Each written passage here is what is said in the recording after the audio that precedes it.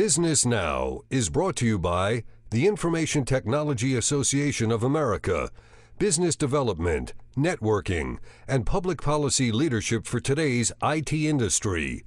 And in part by Sprint, together with Nextel. Stay connected, stay informed. And in cooperation with the Corporation for Public Broadcasting, PBS, and Maryland Public Television.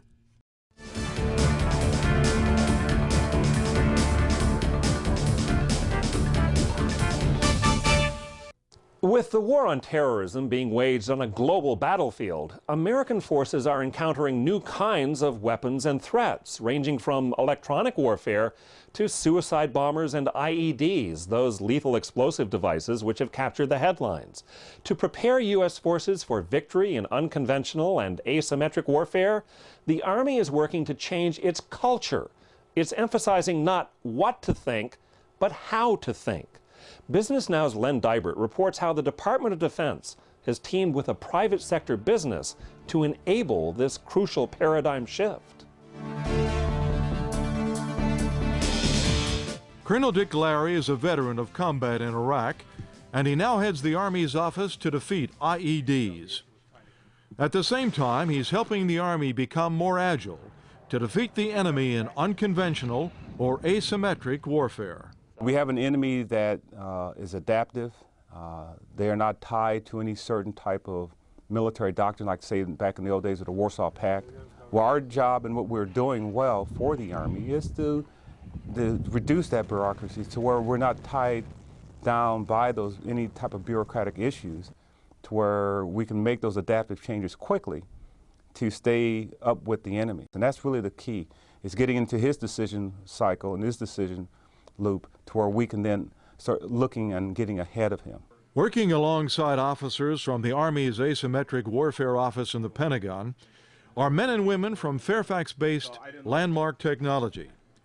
The LMT team has diverse military backgrounds, including a former Marine helicopter pilot, an atomic physicist, engineers, a Marine Master Explosive Ordnance Disposal expert, and an airborne infantry and special forces officer.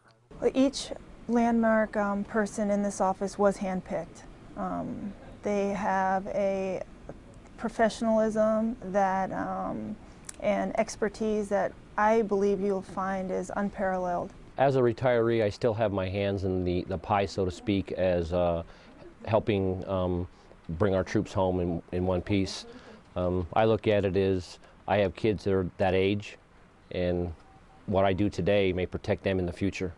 And one of the things that really impressed me about LMT, and one of the reasons that I'm glad to be associated with it, is because I feel like I'm really part of an exceptionally talented team of people that work hard, have a lot of expertise in a lot of different areas. My greatest personal satisfaction easily is knowing that my work here still contributes significantly to the men and women with whom I've served who are still in the service.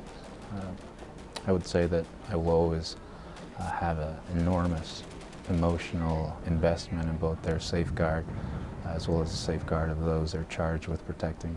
The opportunity to provide unbiased, our opinions on scientific solutions, so that we could provide the best technologies and systems to the warfighter. That's what is exciting about this job. When you look at a contractor, or as they call us, the tie guys, we're not just some fellow off the street. A lot of us have backgrounds too from the military.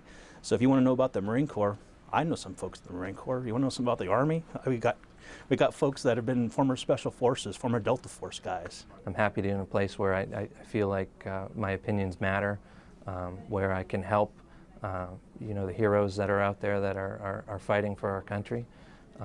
I'm happy to think that some of the things that I do can help keep our country safe over here as well.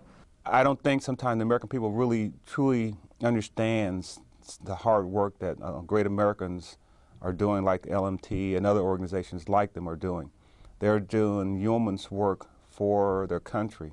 In addition to the professional challenges, Lanmark employees say they like the company's feeling of family and strong benefits. With health insurance being a big issue for many people, it's one way that I've been able to maintain such a vibrant and thriving employee base.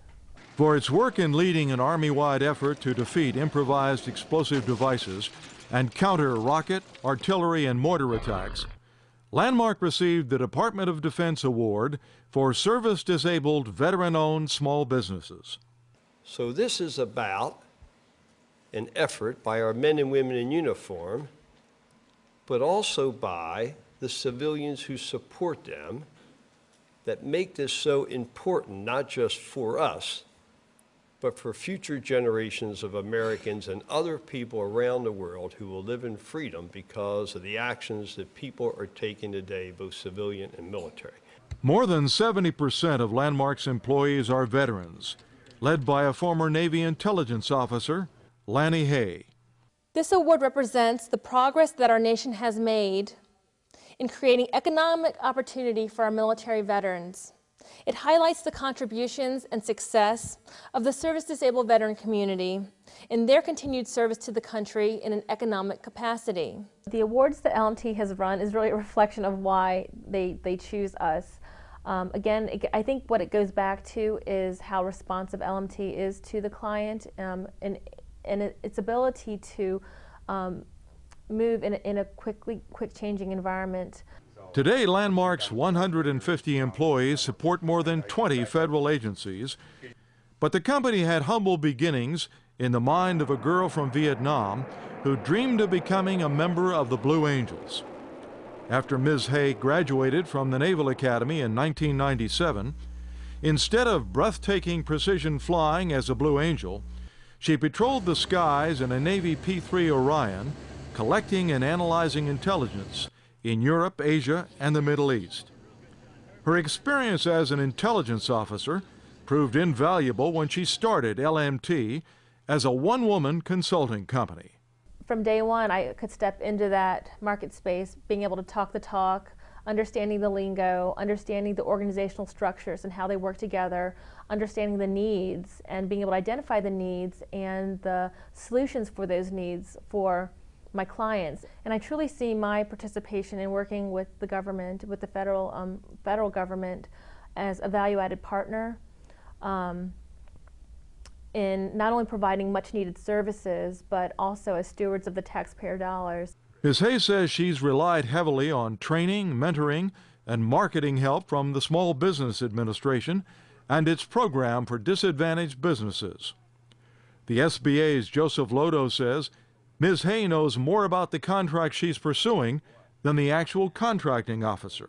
She's not going in saying that she's a disabled veteran. She's not going in saying that she's a minority. She's going in based off of past performance, that she's trusted in the community in terms of being able to have the capacity and the capabilities to deliver. And by the end of the day, she is going to win the argument in terms of the contracting officer to be able to deliver on time, to exceed expectations, and produce a product for the taxpayer and for that agency that everybody can be proud of. She's trusted in the government community and trusted in the private sector. The end result, a stream of awards, impressive growth, and annual revenues of $15 million. America is truly a land of opportunity. In this great land of ours, the only limitation is the size of your dream and the degree of your dedication. So, ladies and gentlemen, our National Minority Small Business Person of the Year is Lani Hay. My commitment to you is to continue being a living example of the American dream. Thank you for providing me a life of freedom, a life of choice, and a life of endless possibilities. I'm Deibert, Business Now.